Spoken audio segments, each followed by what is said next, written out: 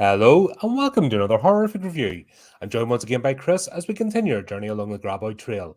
Tonight we're discussing Feeding Frenzy and that's the wrong titles. Hit and Run and the other one. My God, Blast from I've done the dodo. I've done the dum dum thing. That's right. Blast from the past and Hit and Run. Yeah, that's the ones. From the Tremors TV series, created in 2003, the show picks up where Tremors 3 left off and follows the people of perfection as they attempt to coexist with the Graboid El Blanco. And I'm an idiot. Not at all. This is why you don't copy and paste. Here's a lesson, kids. Don't copy and paste and think you can get away with it. Because you don't proofread, things like this happen. Oh, brilliant. Oh well, that kind of. I think this is the way this stream's going to go tonight. And then my other YouTube, I had the YouTube screen up because I was talking to Levi. And then it starts playing the music in the background. I'm like, why am I getting echo? What's going on? As the intro's going, I'm like, oh no. This show is about the town of perfection. People don't actually come here for perfection. We're fine. Yeah, it's the farthest place from perfection. If you want that, mosey on to any other podcast that exists. Even we're more the Tremors 4 podcast, the rejection podcast, the town of rejection. Anyway, today's been an eventful day. Anyway, oh my gosh, yes. Sorry for the wait. Appreciate you, Levi. Anyone else in chat? Thank you. Sorry about that.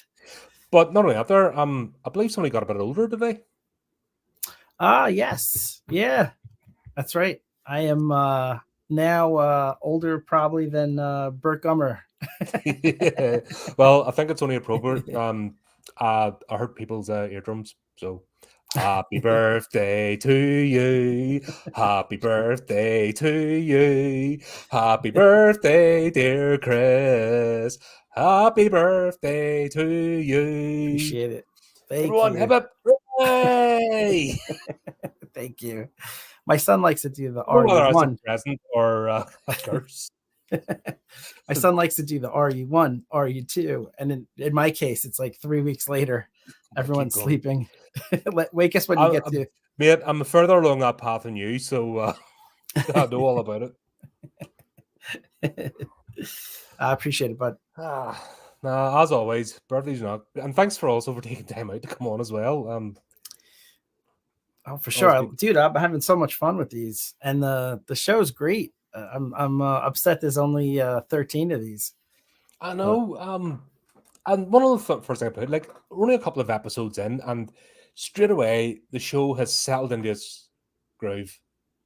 Like, it's just, this is what we're doing, and you get the feeling it's not like it's awkwardly, oh, let's get the first season done and then, make it everything building up. No, you're straight away, you're comfortable, you know what you're getting, and you're just having fun. And it's episodal. It's not one of these stupid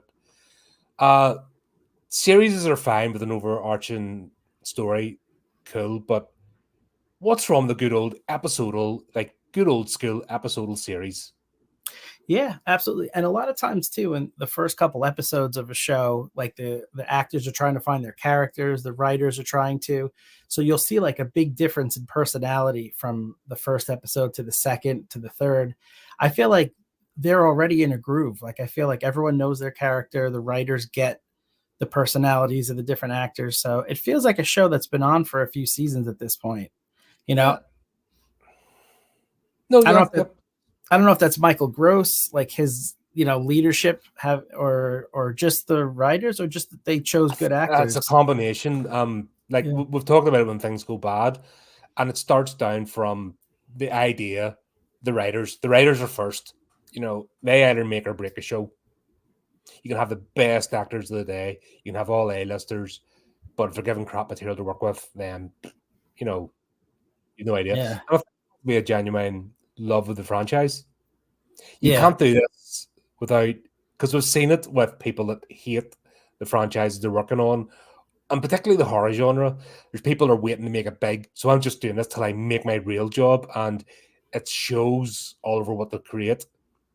Yeah. With this, you can, we actually enjoy doing this. We like telling these stories, and it comes across. And how did the TV show do better than bloody 3 movies? It's true. It's unbelievable. Yeah, I'm really enjoying it. And once again, it isn't like we keep talking about Michael Gross, Burt Gummer, but this isn't a Michael Gross / Burt Gummer show. It's the town of perfection. That's what we're getting. Yeah, it's definitely a true ensemble. I feel like they're given decent story chunks to each character, and it's they're definitely trying for an ensemble approach, which is good. Good and bad. The only bad thing to that is that I feel like they're all bulletproof. Like I don't expect any of them to die because they're all so important to the show.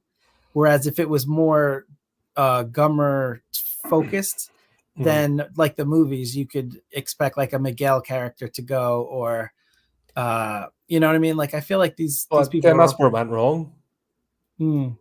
Because at the end of the day, every movie had a brand new cast of characters, and they all got wiped out, and then a brand new cast of characters, and it doesn't work. That's true. And this isn't meant, this is lighthearted at the end of the day.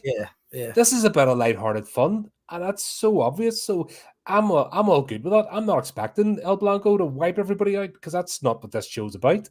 Yeah, it's a good-natured series on the show, which started out as even Tremors, the first Tremors movie, had that bit of slapstick about it, even though it was serious. There's a sense of fun. Yeah. First four movies, there's that sense of fun within it, and that's cool. You're allowed to have fun. That's what people have forgotten. You're allowed to laugh. Yeah, for sure. Yeah, absolutely. Yeah, so we got the first one, Blast from the Past. I'm looking more. I like these titles because they're cool. They're actually clever titles when you get into the actual story. Yeah, for sure. And it's good that they're descriptive enough that you know exactly which one it was. Even though I saw this as soon as we finished the last one. That's how enthused I am for the show. Like as soon as the last review ended that night, I watched the next two. And it's tempting. It's tempting to go further. I'm trying not to do it. Honestly, it's like put the brakes on. Because I want the reaction of just seeing this. That's what I like to do. Is just have that. Oh, I've just watched this. Oh, this is what I feel. Not I've watched this 10 times. I'm going to pick every bit because that's not. It's not the vibe here. Right. Right. And it's also. Every time I watch an episode last night, I'm getting more annoyed with, just as Levi says there, the tonal shift. I was suspicious, but now I absolutely hate 5. I hate it. I don't like that movie now. I'm 4 episodes into this, and 5 to 7, absolutely crap. Yeah, it's just like a kick to the groin to the fans to ignore all of these characters and storylines. When you get to 5, it just... made with contempt. You can actually feel the contempt in them from the way they made the movies. Yeah, and that's current culture, and that's it's funny enough because I was on another podcast talking to Gen Zer, and the first thing he comes up with, what about these bloody millennials? And I'm like, yes, you get it. So the younger generation is getting fucking millennials have ruined everything, and we're like the grandparents going, yeah, I'm stupid kids, and the kids are going, yeah, I'm stupid adults. I'm going to speak to my grandpappy about this. But Levi is a lot younger than us, and Levi gets it. So it's not all of them, I think Levi's one of us. There's pockets of little pockets of resistance and another tsunami of shit. Yeah. I'm just going to poke fun because that's it's the only way to do it. You have 2 choices. You can get angry and hateful and resentful, or you can laugh. Right. I prefer option number 2. Yeah, for sure. For sure. I reserve my hatred for someone that's actually done something on me personally. I'm not going to hate people over TV shows. I'm just going to not watch or give my opinions on it. I'm total off. But if someone tries to make me homeless or get me to lose a job or take away from things over a TV show or a film, then you've earned my hatred. Yeah, but I'm not just going to go hating. we know the sort of culture that's crept in. They're talentless, and that's why they're so loud, and that's why they're so deflective, because they don't have the talent to pull things through. These folks, however, have got it. I don't know much about the writers, but they get it, and that's what I really appreciate with this. Yeah, for such an early part of the season, of the first season, for them to like have such a strong grasp of the characters and the actors too, to be in sync with them, it's enjoyable. Like I said, I feel like I'm watching a show that's in season 3, and not the first few episodes of season 1 on a brand new show. Yeah, and that's brilliant. That's clever writing. Yeah. And even then, Blast from the Past, I thought every episode was going to be, oh, what's all Blanco done now? Or Schaefer turns up and gives him a mission. I had the feeling, when you put stuff in the back of your head, Yeah. Oh, right, it's going to fall in this formula, it's going to fall in this pattern. And I think because of everything else that exists, I have this cynicism. And straight away we're saying, okay, no, they're not. Every story is going to be different. Going to have a different focus, have a little twist to make it unique, episodal, and I really get that. That's cool. Yeah. And that was a cool twist to have, not to get ahead of ourselves, but to have the ass blaster as a callback to Tremors 3. For that to be like the main, creature in this one, and to give El Blanco a rest for this episode. And I thought that was a cool writing story beat. Absolutely. And that's, it links straight away to the TV universe where, what was it? Netflix did all the Marvel stuff. Mm-hmm. Daredevil, Jessica Jones, what was it? Fury, Nick Cage? Nick Cage, yeah, Jessica Jones, Daredevil.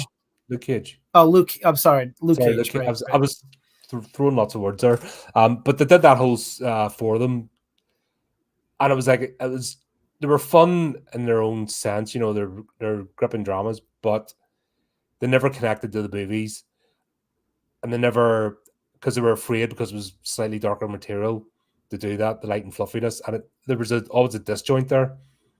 Right. Yeah. And where this, sorry. Oh, I'm sorry. I was going to say, even like the Marvel Agents of S.H.I.E.L.D. Oh, that was awful. That was terrible. I was excited. Like, I thought it was going to connect to the movies and stuff like that. But then they just started like making up their own villains. Like, you have 50 years of comic books to draw from, and then they're just going to make up their own villains. So it felt very disconnected. Whereas to bring it back to Tremors, like, this show feels like a continuation of Tremors 3. So it really ties in nicely with the movies, which is great, which is a lot of fun. Yeah, that's once again, there's nothing wrong with doing that, because once again, you've got a fan base, so you're not going to do a big movie production. So what? A TV show in between movies? Why the hell not? Right. And then take it up. What was it? Well, that's not a good example. No, the original series of Star Trek did it well. The Next Generation, not so much. Because they had arguably a better TV series, but their movies were awful. Where the Next Generation was like a product of the 60s. It was kind of cheesy, but their movies were like the grown-up version of the TV show. Yeah. That's the only other franchise I can think is managed to do it, tie a TV show and movies together. Yeah, I can't think of one. No, there hasn't been, because even if you look at Babylon 5, their TV movies were... they were just like extended episodes. Gotcha. I haven't seen it. Yeah. And Firefly, we'll go back. I was bringing back Firefly, but that movie Serenity was it was a wrap up. It was, we need to tie up some loose ends and get this buried once and for all. Yeah, that one was unique, because I thought Serenity was very different in tone from the show, but was just a good movie on its own. So that's the rare case where it was different but equally enjoyable. But this is nice, because it just keeps flowing from the movie, but you feel like you get more, because it's 13 episodes, you get a more extended out. Thanks, Levi. Appreciate it.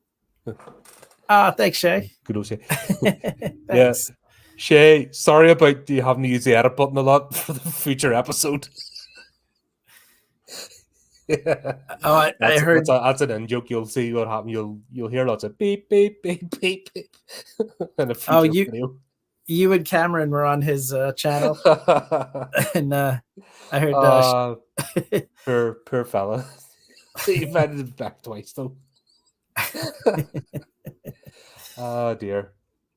We got to get Shay into watching these movies. That's the next step. One of us.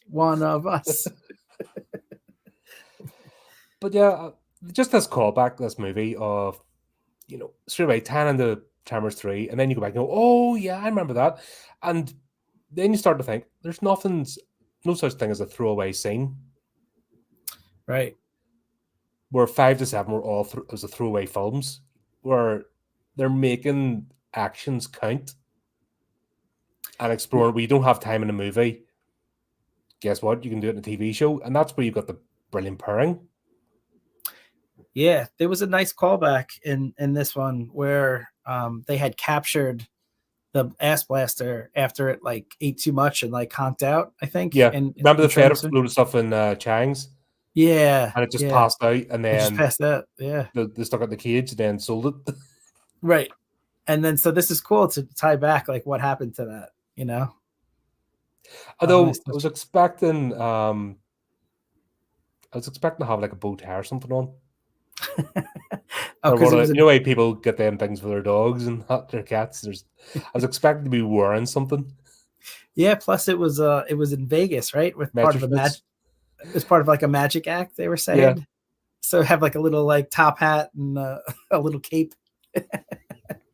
No, I just think that would have been funny.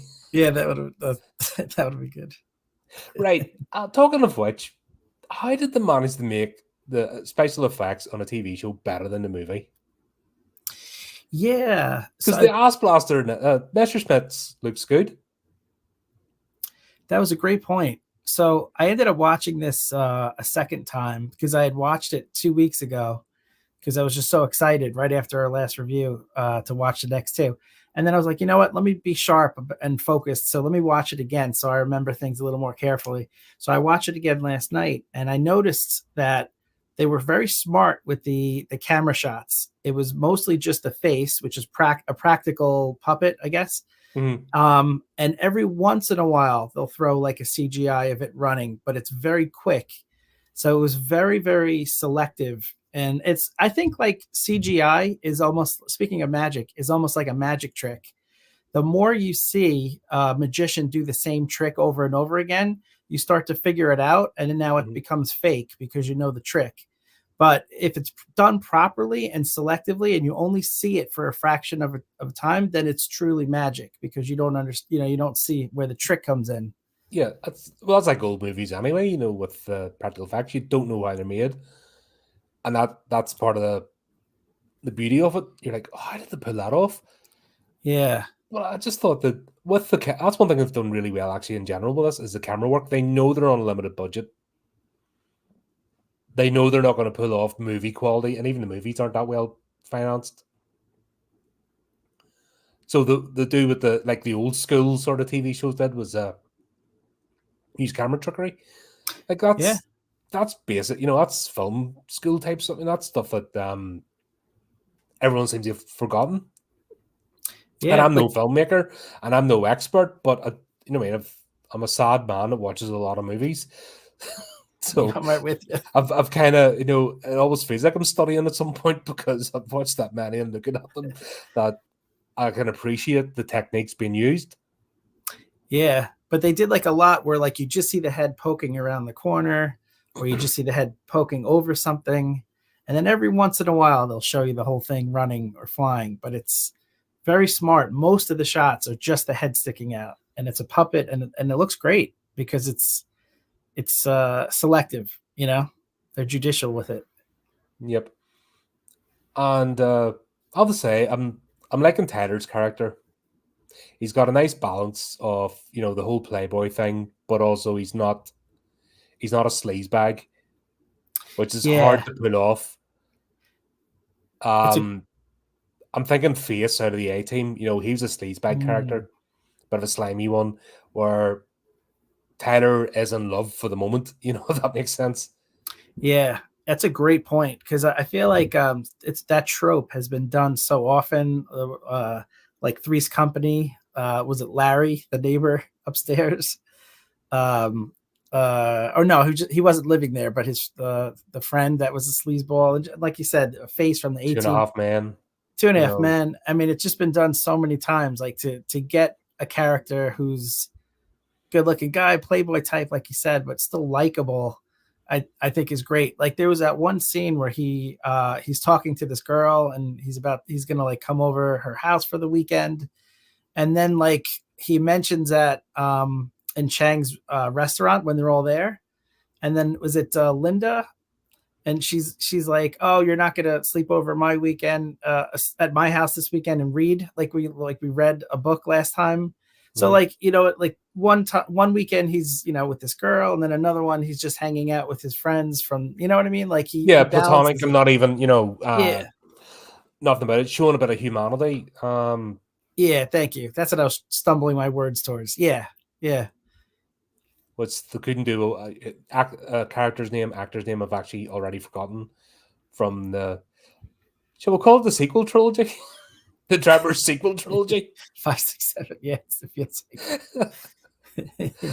Oh dear. That other character that appeared in the dirtbag, that's Bert's son, but there's no blah. You know, it's like, yeah, okay. He was horrendous.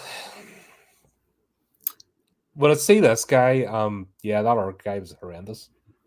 Yeah. No chemistry even on the screen. Yeah. This guy should have played his son in the movies for sure. Yeah. That would have been a good reveal. Yeah. Even at the end of the show, right? If they brought that storyline into the TV show. Yeah, where Tyler was Bert's son. It also would explain why he's so willing to risk his life. No, but it'd been a reveal that they find it out. You know, what's her face turns up and reveals it. Yeah. That would have been great. But hey, history, you know, it is what it is. We're just taking what we get. This is just trying to take a bit of a win out of a, you know, an absolute, well, you say dumpster fire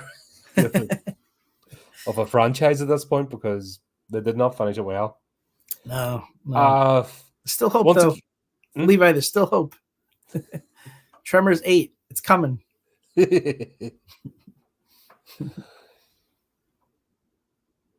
Brilliant.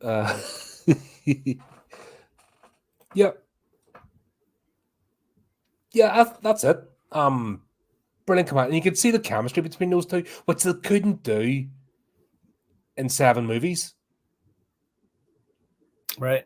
Because even Bert and Heather weren't, you know, I didn't get chemistry from the two of them as a married couple.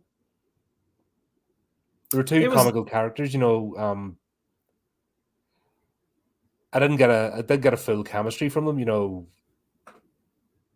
as that, and then her being on, then I'm trying to replace, like we've talked about this ad nauseum, Val and Earl, and every subsequent character that come in. Yeah. Forwards. There was never that buddy, you know, the buddy cop thing. There was none of that, but we're getting it here in the TV series. Like, yeah. Once again, as I said when I was having my rants, it's not hard. You can do it. Yeah. Here it is. Yeah. I think Bert and Earl were pretty good in the second one, but there wasn't enough screen time of them together.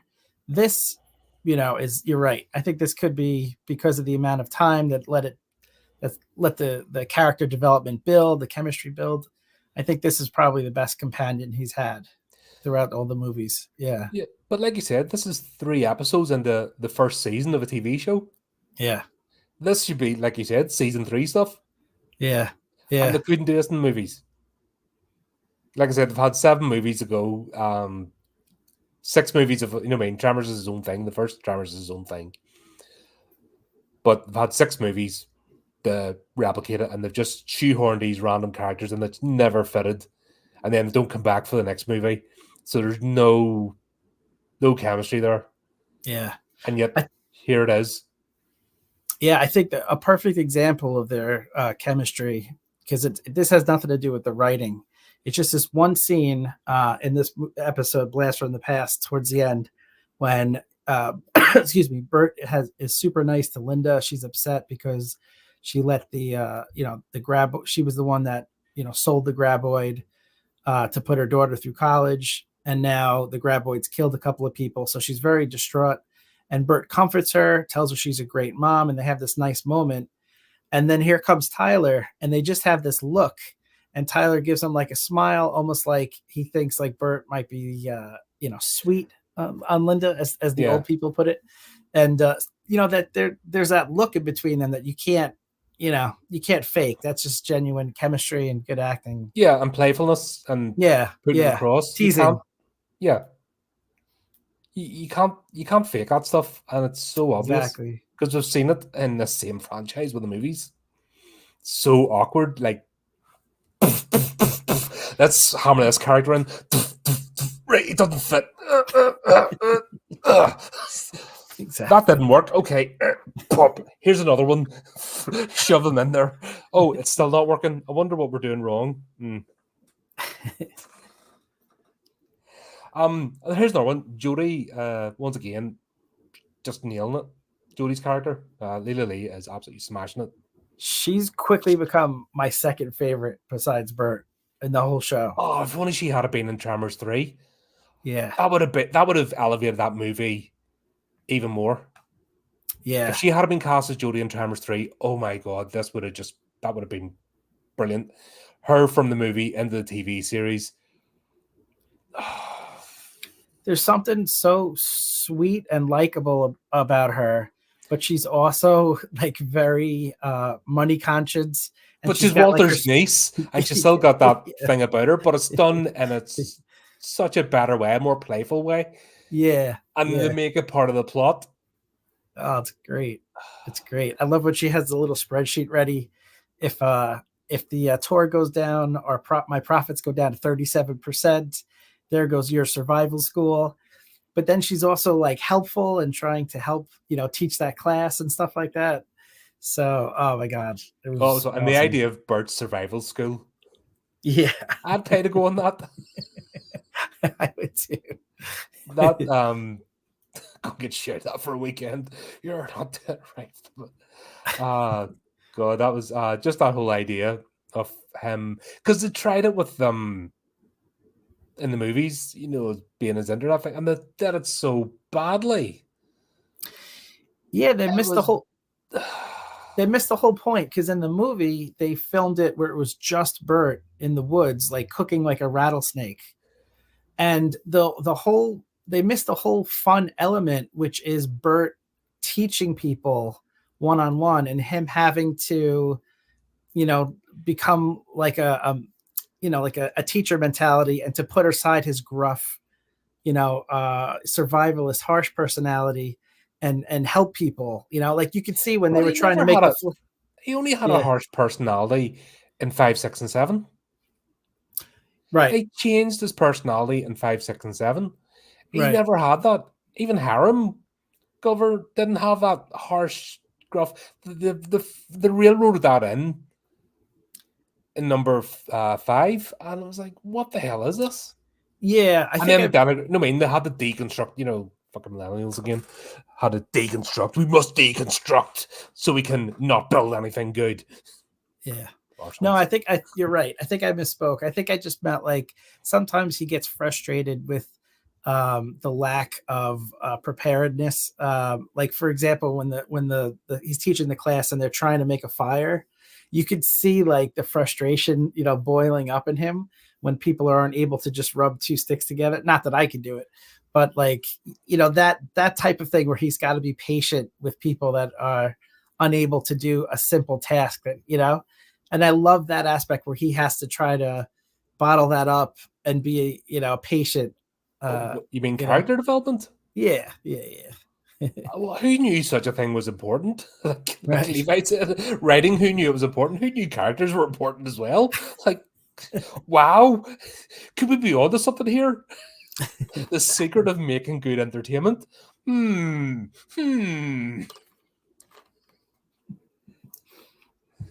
Exactly. He isn't Hershey's firm. Yeah, that's what I mean. They only brought that harshness in part 5. The that's a fifth better movie. word. They only brought that in.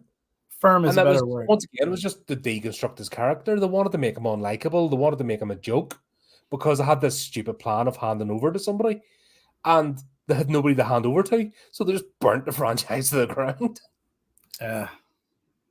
This should have been the equivalent of Sharknado, where everyone comes in. Oh, here's Sharknado 20. Yay, we're here for a good time.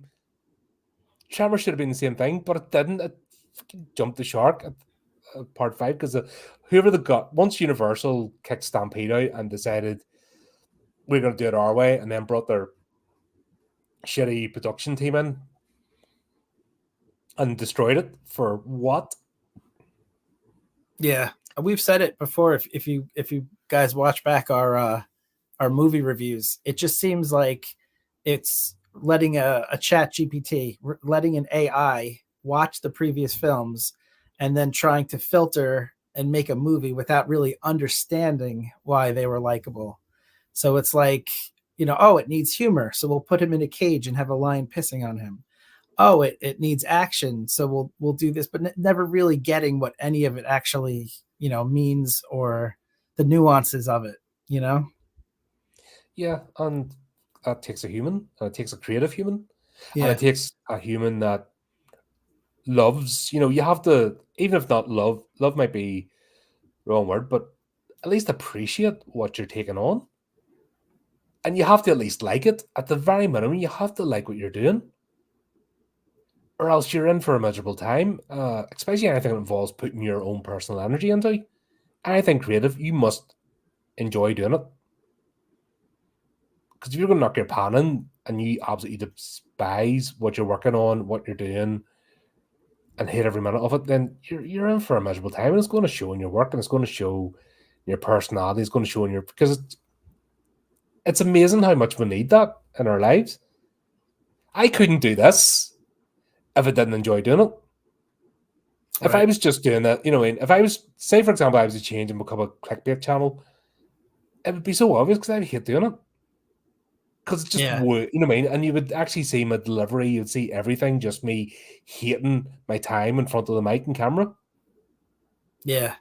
Yeah. It would be so obvious, and then people would pick up on it straight away. You know what I mean? You have to enjoy what you're doing, or don't bother. Find the thing that you can. It doesn't matter whether you're good at something or you've studied for it or whatever. If that's not your passion, you're wasting your life and time, and also it'll show in what you produce. Yeah. I think you have an upcoming stream to help out people, right? Becoming a reviewer. Yeah, I've actually been approached by the Horror Writers Association, the Seattle chapter. It's a stream/workshop. Hell wants to hear from me, but apparently they do. Yeah. So that's cool. If I'm inspiring people and they want to do this, and that's going to be a really interesting one to do. Yeah, that'd be cool. I've get reviewers and they understand what they're doing and why. And all I can give is my perspective why I'm here doing this. And people get with it. Cool. That's all you can do. But you have to have that integrity. You have to. Yeah, I'm just seeing it with these episodes that they've got it. Yeah. They mightn't be Tremors fans, they mightn't be, what I mean? But they like the material, they enjoy it, and they want to make a good show. And it bursts onto the screen. It really does. Yeah. Absolutely. I've decided I'm going to make a statement every episode. And I believe the truth.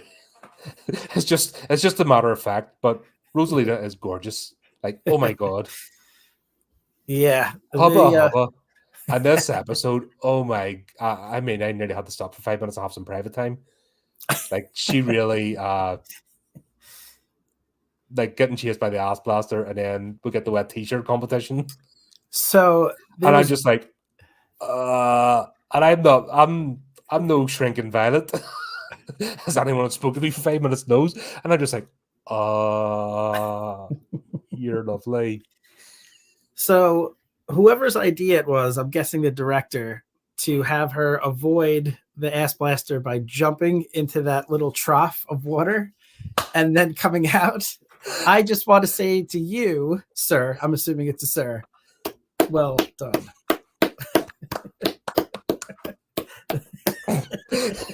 We're not worthy. That was directing genius 101. She knows. Yeah. She knows because, yeah. Wow. I'm just like, she's the sort of one I'd come up like most. I'm not into celebrities, and I'd just be like that. But she'd be the one I'd just like, I like you, in a convention. Oh yeah. I like you. You're pretty. but get all tongue tied and stuff. Yeah. That was something. But she was also great in this episode. I like the fact where she was teaching the survival school for a minute, and she's doing the kick, and then she kicks the guy in the crotch. That guy might be the one guy getting a character. Actually, that's a bad choice of words. Yes, yeah. She's a great character. She's got flaws. She's got oh god, no, I can't think of the word because I'm just thinking of that water trough. She's not a super girl boss. Insecurity. She's got insecurities. She's got hang-ups. She's got things that upset her, but she's capable, and that's what I mean. And that's the whole that's the whole point of the idealism of media. Of TV and shows, that you want the fantasize. You want to be like, that's my hero. That's my heroine. That's my character. That's what I want to aspire to be. Yeah. And that's an arrow. And yeah, there's Absolutely. 3 episodes in, and she's not been. Yeah, she uses sexualization, but she's not a sexualized character. It's a bit of like when we're talking about Carry On screaming last night. I mean, it's that whole nudge, nudge, wink, wink, and using sex as playfulness. It's that, which is so much more fun than just, yeah. Like you're coming Insta hole today or Twitch thought, they're just, there's nothing alluring or like intriguing about them. They're just throwing it out, and it's, actually quite disgusting because it's not, you can't take them seriously, if that makes sense. Right. And that's the difference. And they tried it with the sequel trilogy of the Tremors sequel trilogy. I'm going to make that a thing now. I've decided that's going to be a thing. The Tremors sequel trilogy. They tried that with the female characters, and it was just so wooden, and you just couldn't. But with Rosalina, oh my god, like just a joy, just fun. And I'm happy to go along with it, if that makes sense. Yeah, for sure.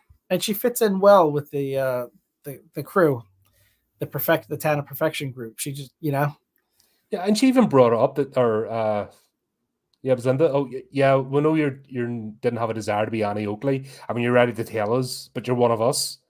Right. So she's not a farmhand. She's not a farm owner. This is her circumstances to escape a bad situation. Right. I'm going to say a wee bit more of that in the next one. So, yeah. What more do you want? For sure. You lucky bar Stuart. That is cool to hear. I like hearing that when they there's nothing worse, is there, than find out. That's why I don't look up actors and actresses, or I try not to, because it's that whole, there's a 90% chance today that they're an absolute dick. Right. I don't even follow on social media. Because if it did, you'd watch nothing, because there's so many of them just up their own arse, and I hate that. The same as I got the impression that Michael Gross is a decent bloke. It's someone you could actually just shake his hand and say hello. For sure. Next season plot twist. Do you know what? I don't know if that would ruin it, because I like the fact that it's connected. I like the fact that it's connected to, that these characters are in there, connected to the original. That's the whole charm. We've seen it with the sequel trilogy, that when you don't have that, or you make the links that tenuous, it doesn't work. Right. And you feel cheated. Where this, we're not feeling cheated. Yeah, no, she's great. Yeah. One thing I liked at the Endless here, and it actually is a complete metaphor for how we are as fans. The survival class weren't there. They didn't so much buy into the survivalist classes. They bought into the perfection experience. Yeah, that was a great point. It felt like how we were, watching this movie. The first movie's like not expecting much, and then by the end of it, you're hooked and you want to be a part of it. And yeah, you could tell they were loving everything, even the fact that they weren't with Bert, which I'm sure is why they signed up. The fact that they went with it. Yeah, but then they discovered that it's actually the town. Like we have said with the movies, it's not just Bert. It's the town of perfection is the central character. Population 18, that's the character of this series. And that's what they burnt to the ground in the sequel trilogy. Because, yeah, they just missed the whole point. I was going to say, Levi's going to say 14. Is it 14, Levi? Population 14? No, it's population 18 on the... Is it? One of the signs. Ah, I'm off. Is that Jacob or Chris Lloyd's character? I've seen his name and I'm like, I'm trying not to look ahead. Great Scott! It's a Graboid! Oh man. I still think his greatest role is actually Uncle Fester.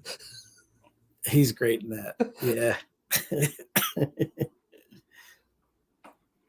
And that TV show, in fact, that was the Uncle Fester episode on Wednesday was the only one I'm like, that's the Addams Family. I don't know what this fucking thing where an Addams Family skin suit is, but the episode with Uncle Fester was the Addams Family. Oh, I didn't see it. Yeah. Oh, it's who did they have play him? I don't know. Okay, but it was good. But it was the only episode. The rest was the deconstruction of the family unit. The whole point of the Addams Family is they're a family. Yeah. And that's the whole point. They stick together through thick and thin as others don't get them. And they tore that apart for that series. And they just made Jenna Ortega generic golf chick. Gotcha. Gotcha. Generic Hot Topic golf, so love it. That's the sort of fan base. But then even Catherine Zeta-Jones was playing Morticia. And they had them two at odds with each other. And you're like, why are you doing that?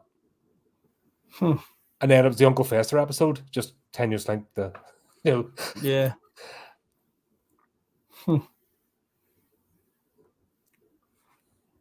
Yeah, Christopher Lloyd. Yeah, like I said, I've seen it, but I'm not watching I'm not jumping ahead. I'm staying on course. It's so tempting to binge this whole thing, but I know because I know this is the last. I don't want it to end too quickly. I want to last tonight. I want to be worthy of Gladys. I know. I'm almost tempted to go to one episode at a time reviews just to spread it out. That's how much fun these are. But they're too short to do that. Yeah, they are. They're short. They're punchy. They're Yeah. Oh, the next episode, cool. That's gonna be excellent. But anyway, then we get on to Hit and Run. This one wound me up a bit. Definitely a different. But I don't mean because it was a bad episode. No. Just Fred's character. I hate that type of character. Oh my gosh. Just in real life, I've seen people that got in real life sort of think they're all at the shitty tracksuit with the gold chain. Yeah. And I think they're all at. I was doing a course last week, and there was an idiot in the class who did that big, just a big gold chain, and you just think, twat. And sure enough, they were interrupting and speaking over, and then they were having private conversations with the mic still on, and just an absolute dick, and they were stupid as fuck. Yeah. And I've seen it. We call them chavs over here. Okay. Just Council House Asbo violent. It's your white trash, your gutter snipes, whatever you want to call them, from the hood, whatever. Just that horrible. Like, you could give them all the money in the world and they still have no class. Yeah, there's a lot of people like that near where I live. So this character definitely was very relatable in an annoying way. I mean, you can't blame the actor. I mean, the actor was No. told, That's what I'm saying. yeah, It annoyed me not because they yeah, did it well. I was raging. It's a pantomime villain. You know, you're going boo, Hess, boo, yeah. get I def eaten. I definitely wanted to punch every time he was on screen. I wanted to punch it, but kudos to the actor because that's what he was told to do, and he definitely He made played the a role, and character that you hated. And the best tribute to that actor is that he made the other criminal that he was with very likable to the fact that you were upset when he died. What was Max. Max? Yeah, you Yeah, were because I actually was upset. like, oh no. One of my notes is, oh no, Max was the cool one. Why did Yeah, he have to die? even El Blanco's like, I'm not eating that other one. Yeah. Yeah, he's got too good taste, El Blanco. Yeah, he was the worst, Fred. Ugh. Yeah, but that's but once again, they've taken this the completely different focus. So they've now taken it from a third side, a third person perspective. These are people outside of perfection. This is what the world's like. Hearing about this town, hearing about these graboids, it's news, it's fake, it's this, it's that. I don't believe it. Yeah, it was very meta because he even said at one point, Fred said, "Oh, it looks so fake on TV," which is kind of like a meta comment about how people were reacting to the CGI from Tremors 2 and 3. I feel like, so They should have the tongue in writers. cheek. Yeah, they should have these writers for the Scream franchise. They might make something out of it. They can do meta very well. Yeah, yeah. Sorry, Shay. I'm a bad for it. I can't help it. I'm a bastard. Oh dear. But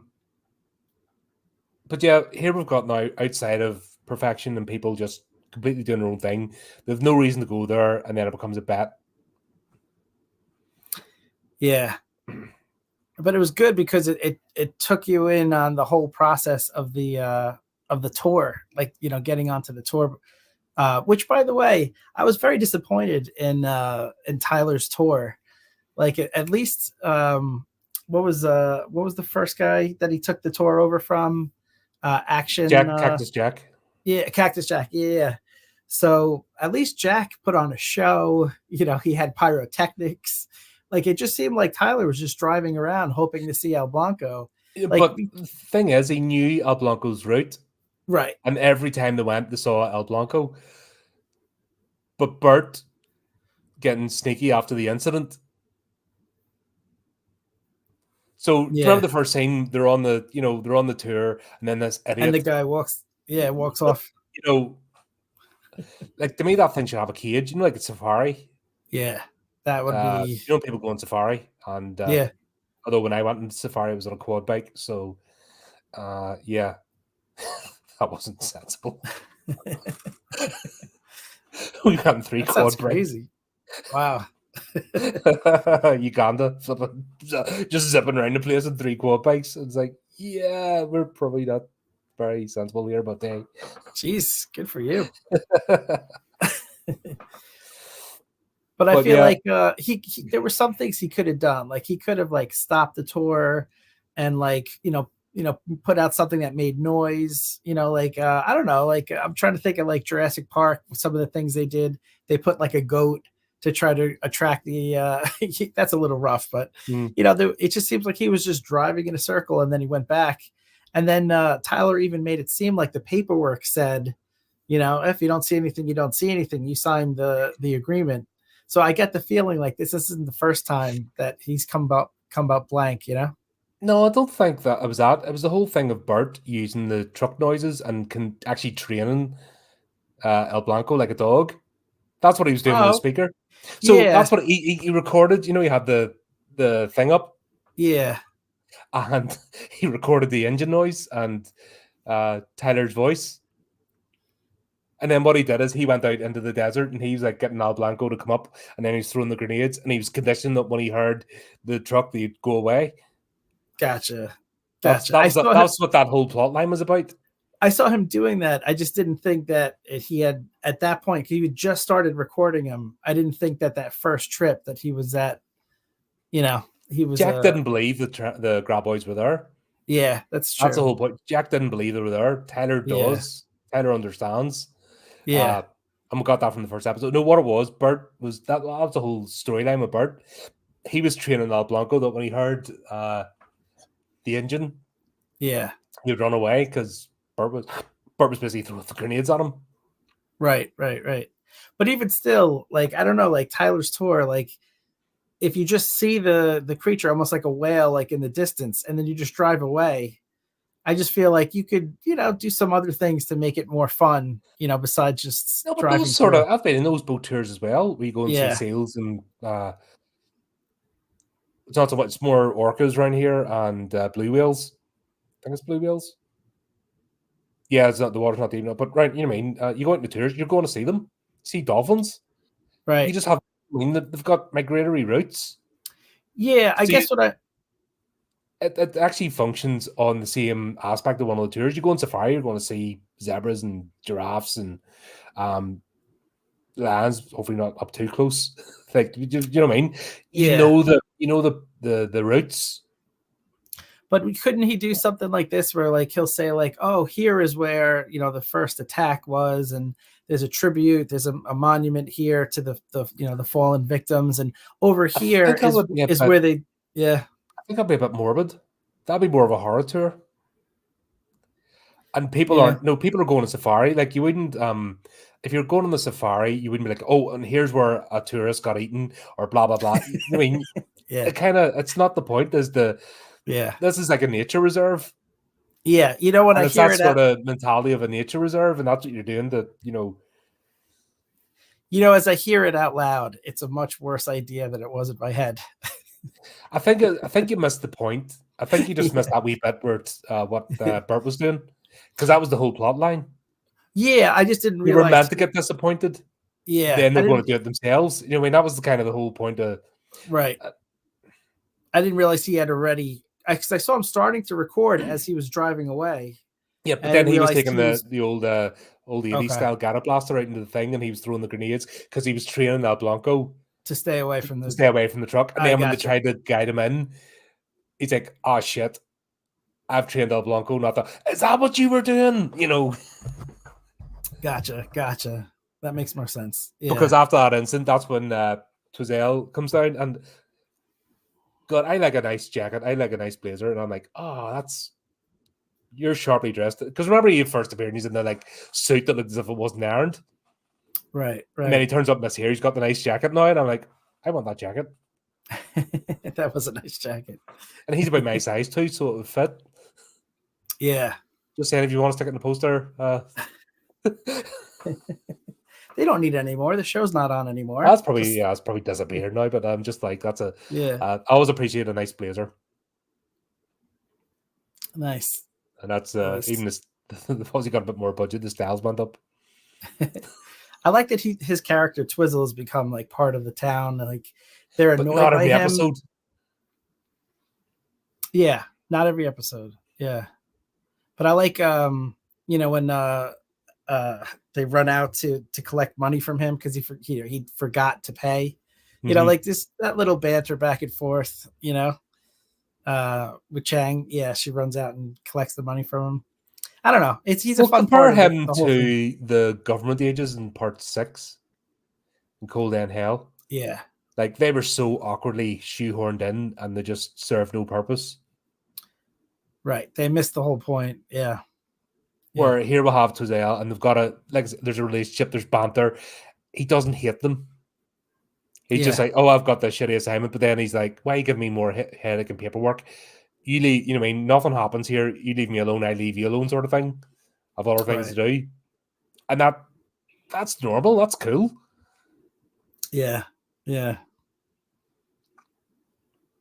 But once again, it's just good writing. And it shows that it's not a budget thing. It's Just have confident writers. Yeah. Doesn't take much money to have a good, decent storyline. Yeah. And then it becomes profitable when it takes off. So have good residuals so that if somebody does a good job, there you go. There's a wee bonus in the pay packet for, making a lot of money rather than paying a lot up front for hacks with no investment in whether something turns out good or not. Right. That's why the whole entertainment industry needs to change. Ideally with a couple of tactical nukes. I'm thinking Oscars night. Think of how better the world would be. Oscars night when they're all giving their shitty speeches and then big mushroom cloud. I feel like we need like a little disclaimer button. The Horrific podcast does not condone the use of nuclear weapons. Well, it's not like we can get them. You know what I mean? That has to be higher up than me, but it's like... That'd be funny, like an over-the-top. That's why this channel will never be monetized. So, folks, check out our merchandise store. If you want to help out. I don't care. It's a couple of megaton warheads would just sort a lot of the entertainment industry problems out. Just saying, and it'd be quick. It's a solution. That's all I'll say. But yeah, and once again, Rosalita is gorgeous. I agree. I'm just going to say this for every episode. The director on this one was not as genius as the first one. We need more pools. But he did a good... Hey, hold on. Those shorts, they were... Yeah. I approve. Yeah. I like they gave her a little character development too. She had that scar on her, and she came from like a bad neighborhood. So you get like little bits more and more as and we'll get that there's a backstory about to come out. And when she saw those two characters, she instantly had that reaction, which that's somebody who's got out of a bad situation and somebody tried to drag her back in, or circumstances. Yeah. And then she's got that fear that somebody's going to arrive in perfection that knows her. Right. And that's all done with a couple of lines. Yeah. And already you're like, yeah, there's a whole backstory there. Just wait. You know what I mean? Here's a whole subplot that's going to come out.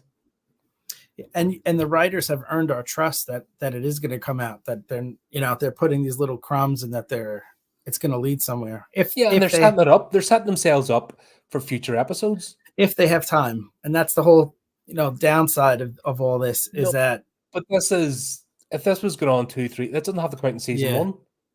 Right. They're leaving breadcrumbs for season 3, season 4. They're putting little bits in so that a later season, like the movies, you put this little reference or a little scene and it's the repercussions of something that happened. And then you have to go, oh, I remember that. And they don't over-explain it because then then you're invested to go back and revisit the franchise. Right. That's bloody clever. That is actually smart writing. That's actually, once again, appreciating the material. Because you can't do that. You can't do that if you don't understand what you're actually making. Yeah, for sure. Like every franchise today is just burnt to the ground because people, that's a cool name to stick my name on, and I'm just going to write the way I write, like a 5-year-old. And then the wonder why people are pissed off. Oh, you're just toxic fans. No, we're discerning customers. There's a difference. You're just saying it because you're a hack. Thankfully people are bored now and understand what they're doing. And those of us that held the ground, are like going, told you. Yeah. But yeah, that's what they're doing. They're just laying little crumbs for future episodes. And then when it does happen, oh yeah, I remember that back in, episode 3 or episode 4, or I remember that wee bit, and then it'll come together. Yeah. I wish this show had kept going further, but we still got some decent ones left. Yeah. But then you've got Fred just being a weasel, and the phone scene was hilarious. Like, you're in a small town and everyone's like, what are you doing? He's trying to be private on a payphone. Yeah. Like, there's no noise for miles. Like, everyone's going to hear, and they're only 10 feet away from you. Doris. I don't care. You'll never call me Doris, even if you're hiding on the phone. It was so over the top, but it was great. It was great. So I try not to like look ahead because I want to be surprised, but I did have to peek to see if he's in any of the remaining episodes. Yes, and he is in one more. key. So I'm excited about that. Yeah, I've only looked down the list of the episodes in the description. I'm like, yeah, me okay, too. they're gonna play this out. Okay, that's cool. Yeah, I'm glad they got enough time to do that. Yeah, But once again, another breadcrumb. yeah, yeah. Yeah, and he's all like, oh, he's suspicious. Sure, look, he doesn't trust the government, and Bert straight away in. Distrust of the government is not a reason for suspicion. And you're like, you know, they just keep him true to form. He hasn't changed into a fluffy, you know, we'll see that he's caring, etc. But he's still him. He's still Bert. Yeah. That's a great line. And it started to get me thinking, speaking of distrust of the government, I have a theory about what's really going on here. A theory? I do. Would this be a crazy theory? I'm afraid it is. I guess it's that time again. It's a theory. It's a Chris. It's a theory. Chrissy Chris. Chrissy Chris. Chris's crazy theory. Back by not so popular demand. So I started thinking about this, and I appreciate. I'm going to need some visual aids for my man Colin.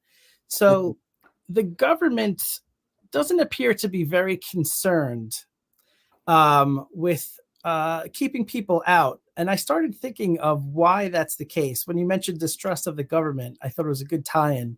So this sign, when you first get to Perfection Valley, it's yellow. It's not like it's bright red. It's not like it's in the middle of the road and you have to go under it. It's relatively small.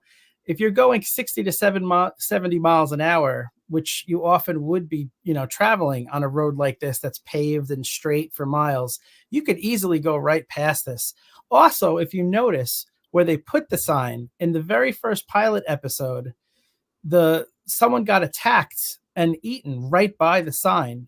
So it's not like they put the sign, 10 miles away before you even get to the valley. Like the sign is right in El Blanco's area of where he could attack. There's even a comment about Bert saying, "Oh, I told him that sign was a bad idea." Exactly. So I'm going to call this Exhibit A. So there's something going on as to why the government isn't really that concerned about keeping people out. Exhibit B. Yeah, give me a sec. Oh, okay. Keep talking. So there's another sign that we see in this episode that's even smaller that shows where basically they supposedly want to keep people away from El Blanco, right? Why would the government want people eaten? So there's another sign in this episode that's even smaller. Look at this sign, even smaller. It's muted color, pink. And it's very small, and it's very confusing. You can easily miss this. Graboid crossing. Like that's a murderous animal that they're obviously not that concerned about keeping people away. Plus the fact that they only have one government agent there. And, when people die, they write up some paperwork and then they let it go. So why is this the case? So my theory is that they are actually doing experiments. The government is doing experiments on El Blanco. That is, in fact, why he is unable to have children, why he's sterile, she, why El Blanco is sterile is because they've already done that experiment on him. And now they want to weaponize him, as we see later in this episode when it uses the harpoon gun. So they are doing experiments. And what do they need to keep him alive? They need to feed him. And they're going to look the other way as humans are eaten by this creature. And they're going to do experiments to see how many animals could he eat. Now, why would they weaponize a creature like this? Why not, just use missiles and, their usual artillery? Well, the fact is that if you were to drop El Blanco near enemy lines, this is a natural creature that's already been seen in Mexico at this point. So it's plausible deniability if this creature just pops up and kills a lot of your enemy. It has, the government would easily be able, as I found in this behind the scenes footage of a helicopter taking a graboid. Look, they don't even want me to show it on this channel. So they are Universal Pictures like coming in. This picture is proof that the government is doing there we go. Is doing experiments. Of course, because it was printed out, it means it's true. Yes. It also shows that I need more ink in my printer. But the main thing that it shows is that the government is weaponizing El Blanco. That is today's theory. There we go. And of course, all true. There's another crazy theory. It's a theory. It's a Chris. It's a theory. Crazy Chris. Crazy Chris. Chris's crazy theory.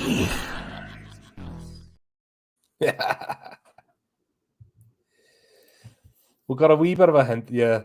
I'm pretty sure something like that's going to come up. This is the sort of TV show that they can play with that a bit more than the movies. Like that was such a harsh job in the sequel trilogy, Part 6. Such a harsh job. They tried with the whole government experiment, but they didn't know what to do with it. And then just made everybody cannon fodder for no reason. Yeah. That's what I mean. That's what you can do.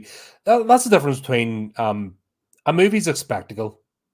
You go to be dazzled for an hour and a half. Where a TV show is more story-driven because that's where you go into the nitty-gritty. And that's where if you compare the two up, a series of films with a TV series, and if you get it right, it adds so much to the lore that you can't necessarily get in a film movie. And I think Universal's cut off... CIA, he's got them, one of the 3-letter agencies, got the Chris. he's told the truth, so he's got a bag over his head right at the moment. Hopefully it doesn't happen to me. I'm in a different country. But yeah, these are the things you could explore all this stuff with. Someone's going to attempt to do something with them. We've already seen Melvin and his shenanigans come up again, and there's going to be sadly he's got one of them gift bags over his head with Universal on it, and he's getting dragged out right now. Oh, see. Are we back? Can you hear me? Did they get you? Can you hear me okay? Yeah, I just said, I thought you were getting dragged out by a 3-letter agency. Yeah, I think I'm onto the truth. You must be, you wouldn't get that reaction otherwise. It's like... That's how you know you're getting close to the truth, when they try to silence you. Yeah. First they ignore you, then they laugh at you, and then they get frightened and try to silence you. It's been universal.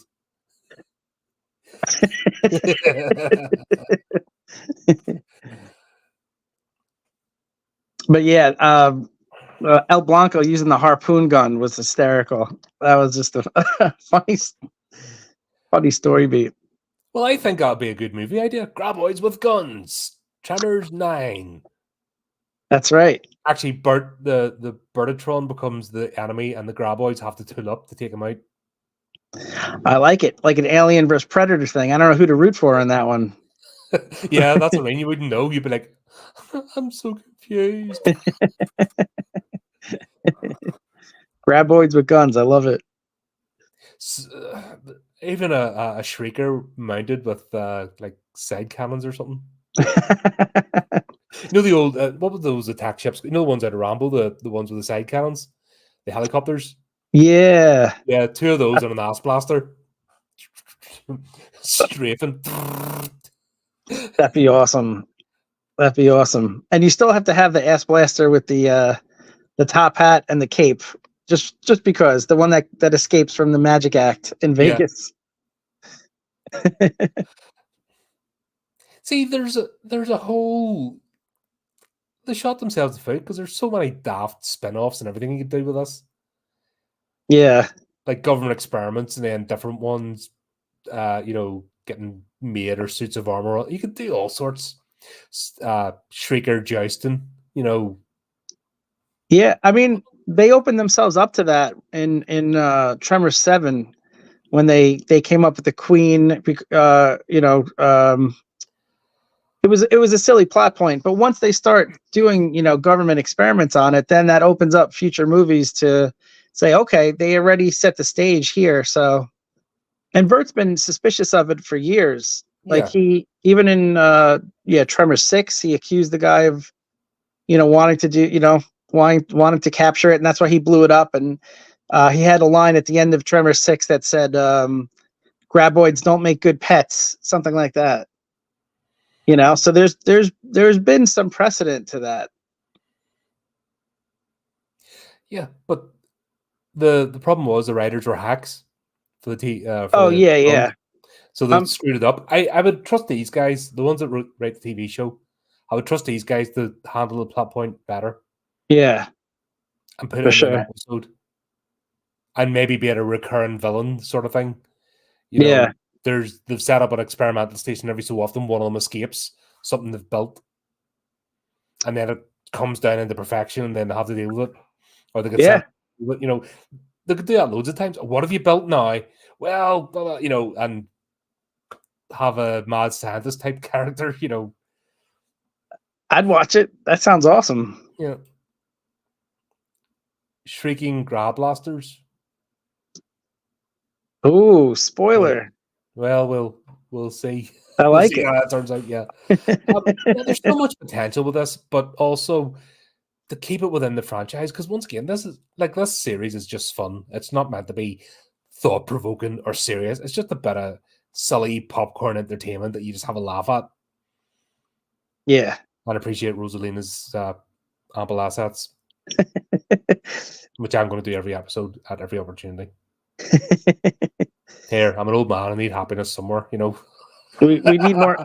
We need more episodes with lakes, pools. Does the wet T-shirt go towards the KPIs for the podcast? Ooh, or is that like a half a I think it does. I think we're good for a while. we've covered the Toxic Avenger series, so I'm good for the rest of the year. Toxic. Yeah, that covered us through 2027. Yeah, that just covered. I can't remember the one I watched afterwards, but the episodes just did it off the foreseeable. But she even this show's even helped us out with the KPIs. I like it.